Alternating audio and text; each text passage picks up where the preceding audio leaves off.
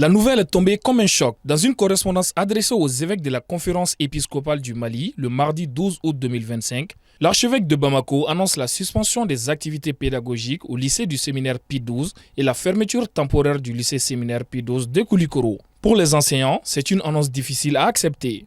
J'ai accueilli cette nouvelle avec une immense tristesse et une profonde inquiétude. Car le lycée du séminaire P12 est non seulement une institution historique de la région de Koulikoro, mais aussi un repère pour des générations d'élèves.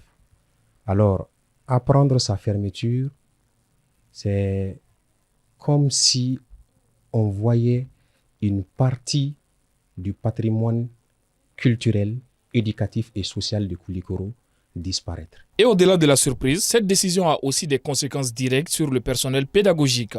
Je dirais tout simplement que cette décision est synonyme d'incertitude, de nuit blanche, mais aussi et surtout de déstabilisation. Déstabilisation tant sur le plan psychologique que social.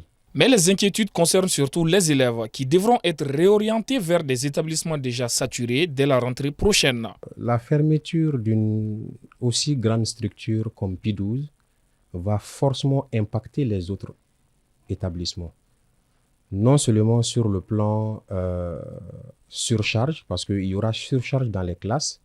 Or, tout le monde le sait, le pléthore en classe obligatoirement va impacter le rendement des établissements en question et aussi compliquer la tâche de nos collègues qui enseignent dans ces structures-là. L'un des plus anciens établissements d'enseignement du Mali, le lycée du séminaire P12 de Koulikoro, accueille actuellement plus de 1300 élèves au niveau secondaire. Selon plusieurs acteurs éducatifs, sa fermeture représente un moment critique pour l'école malienne, particulièrement dans la région de Koulikoro. Pour rappel, cette décision de fermeture intervient suite à la décision de la suppression des subventions accordées depuis plus de 50 ans à l'enseignement privé catholique.